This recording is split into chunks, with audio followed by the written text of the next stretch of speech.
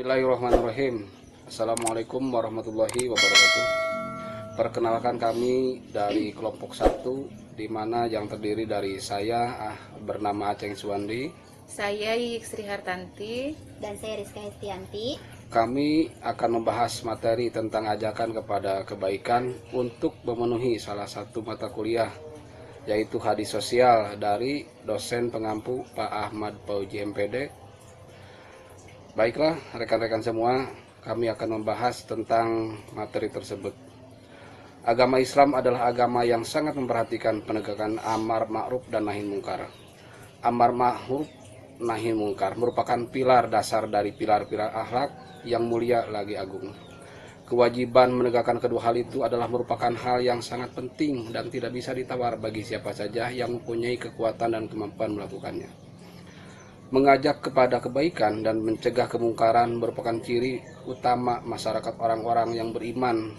Setiap kali Al-Quran memaparkan ayat-ayat yang berisi sifat-sifat orang yang beriman yang benar dan menjelaskan risalahnya dalam kehidupan ini, kecuali ada perintah yang jelas atau anjuran dan dorongan bagi orang-orang beriman untuk mengajak kepada kebaikan dan mencegah kemungkaran. Maka tidak heran jika masyarakat muslim menjadi masyarakat yang mengajak kepada kebaikan dan mencegah kemungkaran, karena kebaikan negara dan rakyat tidak sempurna kecuali dengannya. Dalam kesempatan ini kami akan menjelaskan tentang bagaimana pengertian atau apa pengertian dan hadis yang menerangkan mengenai ajakan kepada kebaikan. Selanjutnya, bagaimana cara dan mengajak kepada kebaikan, apa keutamaan dan dalam mengajak kepada kebaikan, terus apa akibat dari mengabaikan ajaran kepada kebaikan tersebut.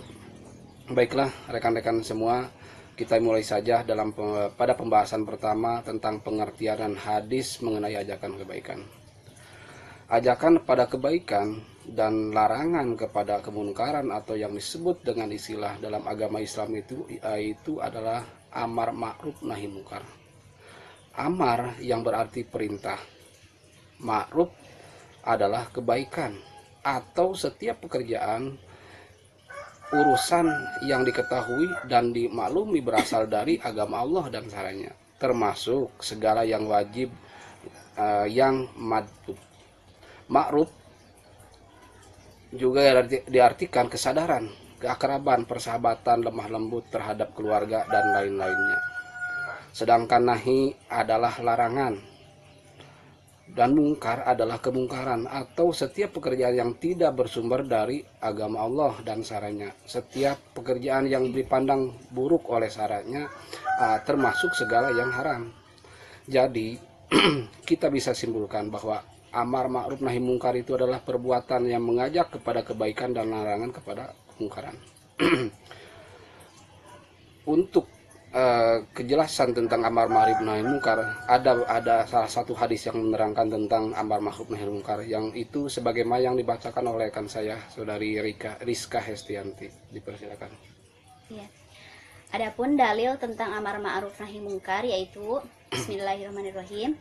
Yastati lam fa'in falisanihi yastati lam fa'in biyadihi falyughayyirhu munkaram minkum ra'ayman yaqulu wa sallama alaihi Allah sallallahu rasulullah sama'tu qala annahum Allahu radil khudrin sa'idihi abi an imani as'afu wa dalika bihi fabiqol. Artinya, dari Abu Sa'id Al-Khudri radhiyallahu anhu, ia berkata, aku mendengar Rasulullah sallallahu alaihi wasallam bersabda, barang siapa di antara kalian melihat kemungkaran, maka hendaklah ia merubahnya dengan tangannya. Jika tidak mampu, maka dengan lisannya. Dan jika tidak mampu, maka dengan hatinya. Yang demikian itu adalah selemah-lemahnya iman. Hadis riwayat Muslim. Terima kasih. Kita bisa simpulkan dari hadis tersebut bahwa seorang muslim itu diperintahkan untuk merespon segala bentuk kemungkaran dengan melaksanakan upaya dan usaha perubahan, merubah dari berbuat mungkar menjadi berbuat ma'ruf, atau setidaknya menghentikan perbuatan mungkar tersebut. Ada beberapa tingkatan usaha-usaha tersebut, yaitu yang pertama adalah merubah dengan tangan. Artinya gitu, merubah kemungkaran itu dengan perbuatan kita. Dan yang kedua adalah merubah dengan lisan. Merubah dengan lisan kita itu mengajak mereka untuk berbuat baik, yang tadinya berbuat tidak baik atau mungkar menjadi ma'ruf begitu. Yang selanjutnya adalah merubah dengan hati.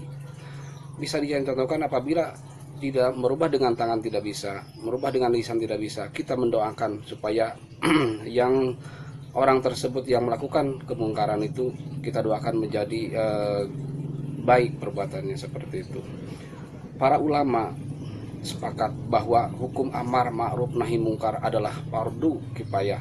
Perintah untuk amar ma'ruf nahi mungkar itu ditegaskan oleh Allah Subhanahu wa taala dalam Qiyas Al-Imran, artinya yaitu dan hendaklah dan di antara kamu segolongan umat yang menyeru kepada kebajikan, menyuruh berbuat ma'ruf dan mencegah dari kemungkaran, dan mereka itulah orang-orang yang beruntung.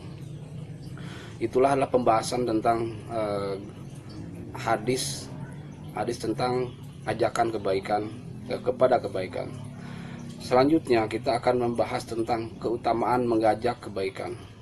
Ada beberapa poin manfaat bila amar ma'ruf nahi mungkar itu ditegakkan di kehidupan kita sehari-hari. Yang pertama, kita akan menjadi bagian dari orang-orang mukmin.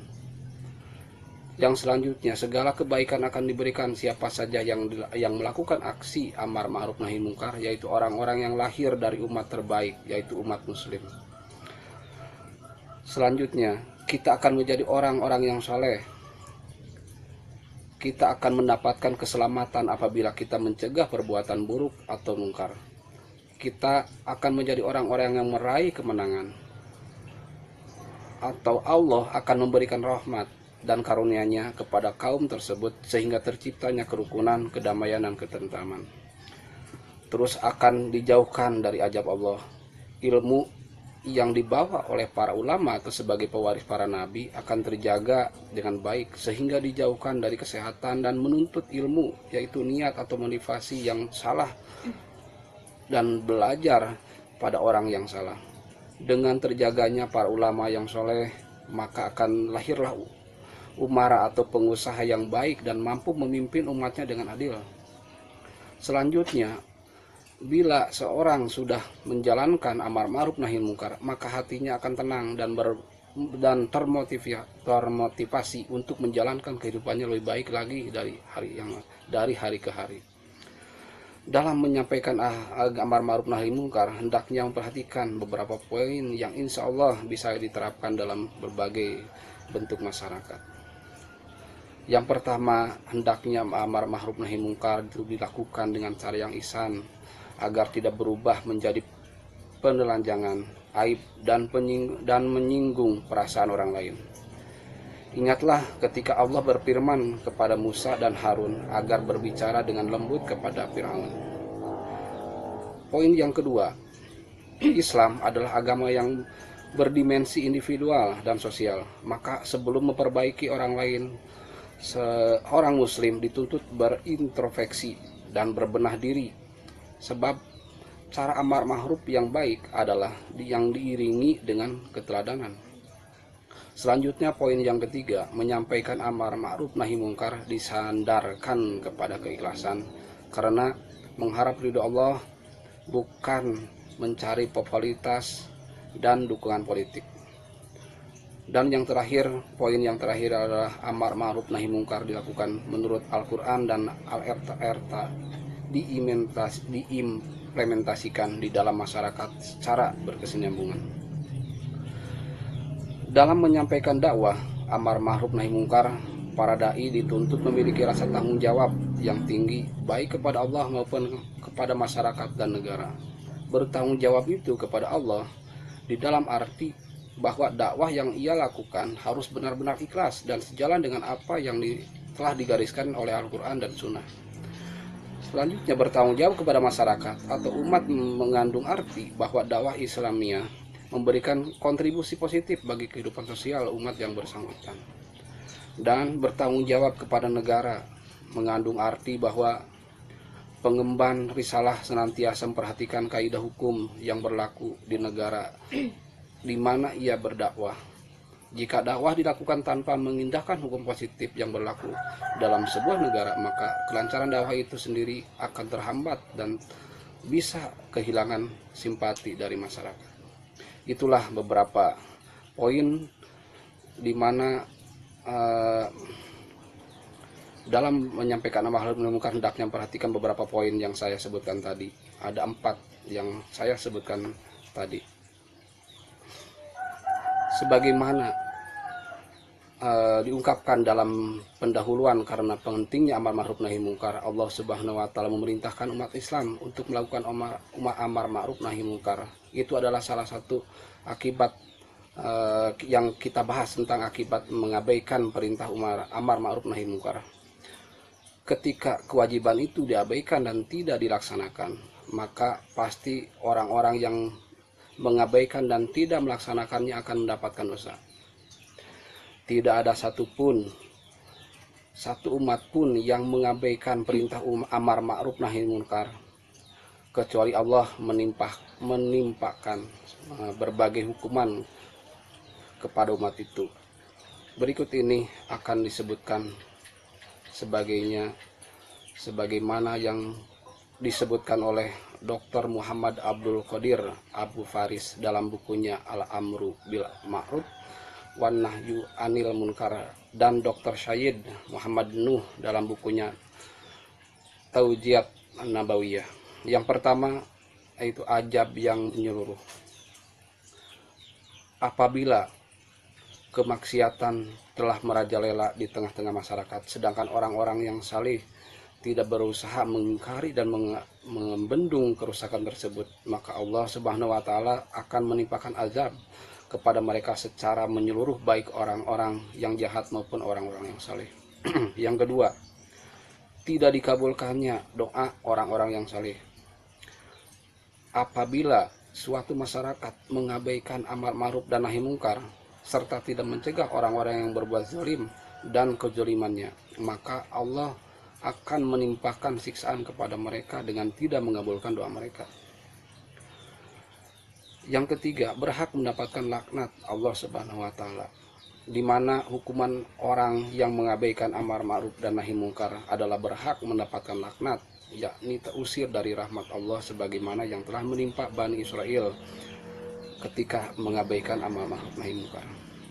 Itu adalah ajab-ajab atau tindakan Allah, hukuman Allah untuk para umatnya yang mengingkari, yang tidak melaksanakan amar ma'ruf nahi munkar. Baiklah rekan-rekan semua, itulah ringkasan singkat tentang materi ajakan kepada kebaikan yang kami sampaikan dari awal sampai akhir. Mudah-mudahan ini bermanfaat buat kita semua. Berikutnya rekan saya akan menyimpulkan tentang pembahasan materi tersebut. Persilakan. Terima kasih. Kesimpulan dari pembahasan mengenai ajakan kepada kebaikan adalah amal ma'ruf dan nahi munkar merupakan karakter seseorang yang beriman, dan dalam mengingkari kemungkaran tersebut ada 3 tingkatan. Yang pertama, mengingkari dengan tangan, yang kedua mengingkari dengan lisan, dan yang ketiga mengingkari dengan hati.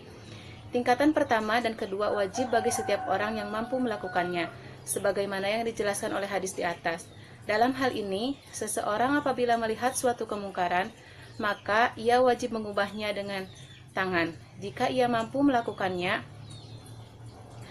Adapun dengan lisan, seperti memberikan nasihat, yang merupakan hak di antara sesama muslim, dan sebagai realisasi dari amal ma'ruf dan nahi munkar itu sendiri.